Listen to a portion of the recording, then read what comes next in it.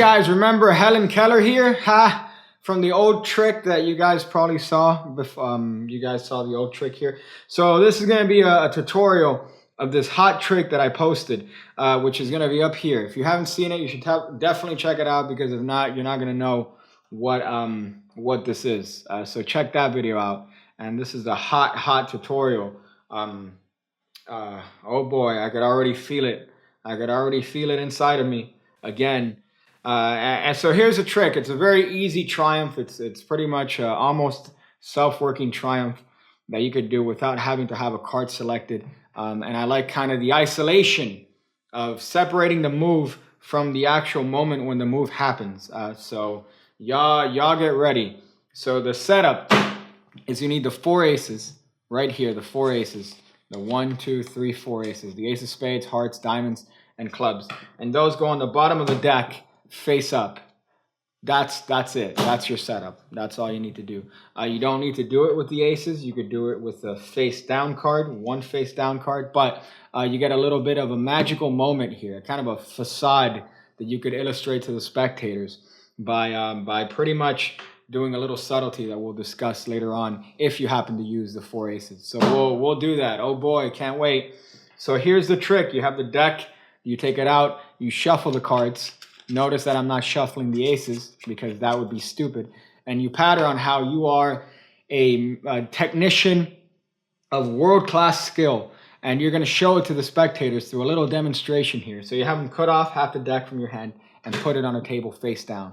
Now you're going to spread the cards in your hand and show that they're face down, and call attention to the fact that these cards are going to be face down for the remainder of this experiment. Now the reason you're going to draw attention to this being face down is because in a moment you're going to pick these cards up and turn them face up, and that's going to be your misdirection to do the one move of the entire trick. So you're going to spread these cards and you're going to say these cards are going to remain face down for the remainder of the experiment. However, these cards, the ones that you cut off, they're going to remain face up. And as you turn them over and spread them, drawing attention to them, guess what? You're putting these cards, you're turning over your hand and putting these cards on a table. So what that does is that it places all the cards face up right here, apart from the 4 aces. Oh boy, ingenuity, ingenuity. The reason I prefer this sort of handling is because you get the classic Triumph display in the original Triumph is written by Guy Vernon in Stars of Magic, that he spreads both of these just like this, and then he gets into the Triumph. You get to do that sort of display, but breaking down the move into two separate choreographies, I guess. So the first one is the spreading. You're showing the cards like this. Then you're spreading these cards face up, and that becomes your misdirection to turn the deck face down on the table. Of course, you want to make sure that you don't leave cards on the table, because that makes you look like a fucking retard. But anyways, now that's the only move of the trick. So you turn these cards face up and go, these cards are going to remain face up, and they're going to aid me in showing you my technical skill as a gambler. So for this first shuffle, all you're going to do is you're going to do what's known in the business as a closed shuffle, meaning you're going to riffle shuffle these cards in a way that's very closed, meaning you're not going to lift your hands too high up to show the fact that it's face up cards going into face up cards. That'd be stupid. So you're going to keep the cards close and you're going to shuffle these cards together. However, very cleanly showing that there's a nice little interweave of the cards happening here. So you square them up, and now at this point you could do some optional false cuts. So you could do one of these false cuts where you cut the deck halfway and you leave a break just like that.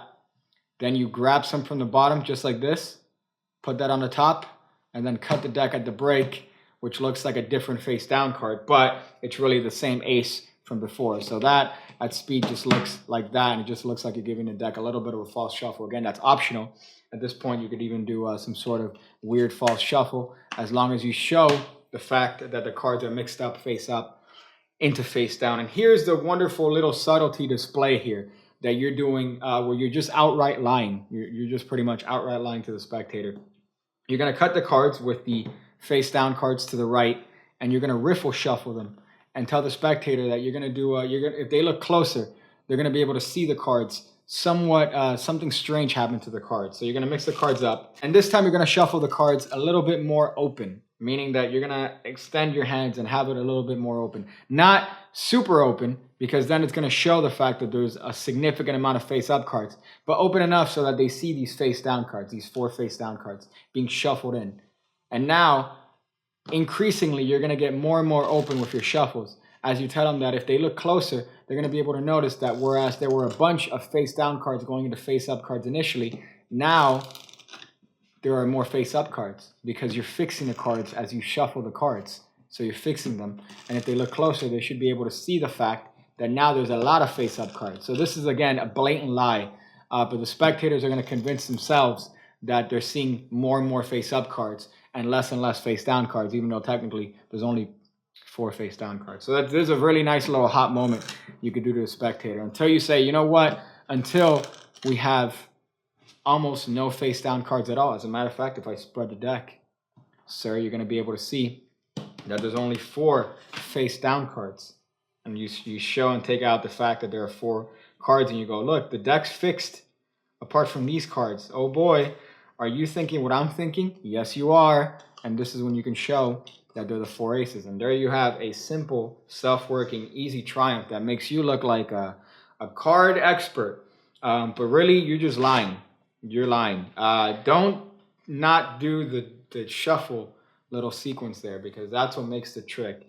So I hope you guys enjoyed that. Make sure to do all the things that people do when it comes to videos.